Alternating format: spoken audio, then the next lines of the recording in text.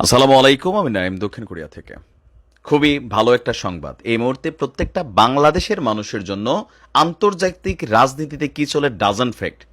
এই মুহূর্তে আমাদের অর্থনৈতিক সেক্টরটা খুবই ভঙ্গুর অবস্থায় আছে। ব্যাংকগুলোকে লুটপাট করে শেষ করে ফেলছে আপনার সাবেক পলিটিশিয়ানরা, দেশে বিদেশে পালিয়ে বেড়াচ্ছে। কিন্তু ভঙ্গুর এই অর্থনীতিকে পুনরুদ্ধার করার জন্য আমাদের সবচেয়ে বেশি এই মুহূর্তে যেটা জরুরি সেটা হচ্ছে বৈদেশিক ঋণ সহায়তা। তো যেহেতু ক্ষমতাতে ডক্টর ইউনূস আছেন, তিনি একমাত্র ব্যক্তি সারা বাংলাদেশে যিনি সারা পৃথিবীতে খুবই সজ্জন হিসাবে পরিচিত। পৃথিবীর যতগুলো শক্তিশালী রাষ্ট্র আছে যারা বিশ্বকে নিয়ন্ত্রণ করে তাদের সাথে তার ভালো সম্পর্ক। একটা প্রশ্ন ছিল যে এই মুহূর্তে আমাদের রিজার্ভের যেই তলানিতে অবস্থা, দুর্নীতিতে যেই পরিমাণ তথ্যপাত্র বের হচ্ছে, সেখান থেকে বাংলাদেশকে পুনর্গঠিত করার জন্য বৈদেশিক সাহায্যগুলা, যেহেতু এটা একটা আনস্টেবল গভর্নমেন্ট বা অস্থায়ী সরকার আমরা ধরতে পারি, এই সরকারের সাথে বিদেশি যে দাতা সংস্থাগুলো আছে যারা বাংলাদেশকে অর্থনৈতিকভাবে সাহায্য করা, লাইক বিশ্ব ব্যাংক, আরও যারা আছে IMF, তারা আসলে কতটুকু আমাদেরকে টাকা পয়সা দিয়ে সহায়তা করবে, কারণ আমাদের অর্থনীতি খুবই ভঙ্গুর। তো এর মাঝখানে সুসংবাদ হচ্ছে অন্তর্বর্তী সরকারকে সব বিষয়ে সহায়তা দিয়ে পাশে থাকতে চায় বিশ্ব ব্যাংক। আর আমরা জানি এই ব্যাংকগুলোর পরিচালক হচ্ছে আব্বা আম্মা হচ্ছে মার্কিন যুক্তরাষ্ট্র। আর আপনাদেরকে আরেকটা তথ্য দেই, মার্কিন যুক্তরাষ্ট্রের সফরের মধ্য দিয়ে প্রথম বৈদেশিক সফর শুরু করতে যাচ্ছে ডক্টর মোহাম্মদ ইউনূস। একদম জায়গা মতো যাচ্ছে, এটা এই মুহূর্তে খুবই জরুরি। অ্যান্ড কেউ বলছেন ভাই সেন্ট মার্টিন দিয়ে দিবে, কেউ বলছেন এইটা ভাই দেখেন যদি কাম লাগে এটা পরেরটা পরে সরকার বুঝবে। আমরা অর্ধেক এমনি ভারতরে দিয়া দিছিলাম, ঠিক আছে? তো এগুলা এখন আসলে বইলা লাভ নাই। আর এটা তো সোজা না যে সেন্ট মার্টিন আমেরিকা আলগিদে লয়ে যায় বোকা। তা আমরা দেখি এখন আসলে ঘটনাটা কি হচ্ছে। অন্তর্বর্তী সরকারকে সব বিষয়ে সহায়তা দিয়ে পাশে থাকতে চায় বিশ্ব ব্যাংক। বাংলাদেশের ঋণের কিস্তি পরিশোধটা কিভাবে হবে এটা নিয়ে একটা বড় ধরনের উদ্বেগ ছিল, কারণ রিজার্ভ নাই।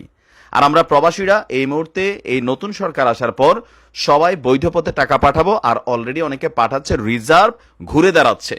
তো এরপরেও আমাদের যে মানে প্রতি 3 মাস অন্তর অন্তর যে কিস্তিগুলো পরিশোধ করতে হয় সেই টাকাটা পর্যাপ্ত নাই।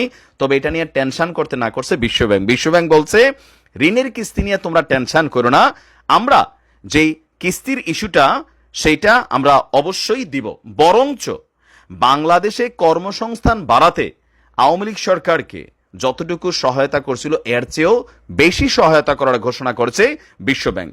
আর এ বিষয়ে আমাদের গতকালকে পরিকল্পনা মন্ত্রণালয়ের অর্থ ও পরিকল্পনা উপদেষ্টা যিনি নবনির্বাচিত হয়েছেন ডক্টর সালেউদ্দিন আহমেদ বিশ্ব ব্যাংকের কান্ট্রি ডিরেক্টর এবং IFCর কান্ট্রি ম্যানেজারের সাথে বৈঠক করেছেন। বৈঠক শেষে তিনি আপনার এই তথ্যগুলো জানিয়েছেন।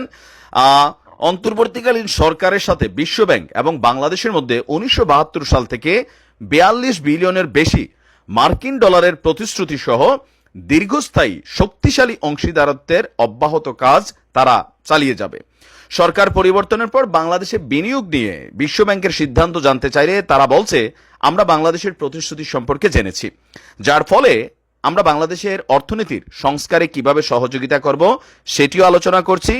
জটিল কিছু সংস্কার প্রয়োজন, এখানে বার্ষিক খাতে সংস্কার প্রয়োজন, বাণিজ্যিক সংস্কার প্রয়োজন, আর আমরা এগুলো সংস্কার করার পর এতে বিনিয়োগ করতে আগ্রহী।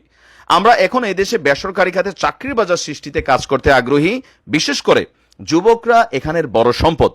এছাড়া এখানে জলবায়ু পরিবর্তনের অনেক বড় ঝুঁকি, সেখানে অন্তর্বর্তীমূলক বিনিয়োগ প্রয়োজন। আমরা বাংলাদেশ এবং বিশ্ব ব্যাংকের মধ্যে দীর্ঘমেয়াদে সম্পর্ক নিয়ে কাজ করতে আগ্রহী আছি। আর পাশাপাশি বাংলাদেশের ঋণের কিস্তি নিয়ে উদ্বিগ্ন নই, 50 বছরের বেশি সম্পর্ক, আমরা এটা চালাই যাব। ধন্যবাদ।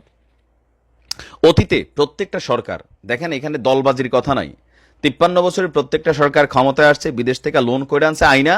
এদের নেতাকর্মীরা, আপনার দল আমার দল, তাদের যে লুটেরা নেতাকর্মী আছে দুর্নীতিবাজ, তারা লুট করছে, প্রশাসনের ভিতরে লুট হয়েছে। প্রশাসনের লোকেরা কানাডা, ইউরোপের বিভিন্ন দেশের সম্পদ কিনছে। দুবাইয়ে 452 জন বাঙালি 4,500 কোটি টাকা ইনভেস্ট করছে। তাহলে বোঝেন এরা কারা? আমজনতা? জীবনেও না। তো এই মুহূর্তে আমি ধন্যবাদ জানাই বিশ্ব ব্যাংকে তাদের এই সহযোগিতার আশ্বাসটা দেওয়ার জন্য। ইনশাল্লাহ ভালো কিছু হবে। আসসালামু আলাইকুম।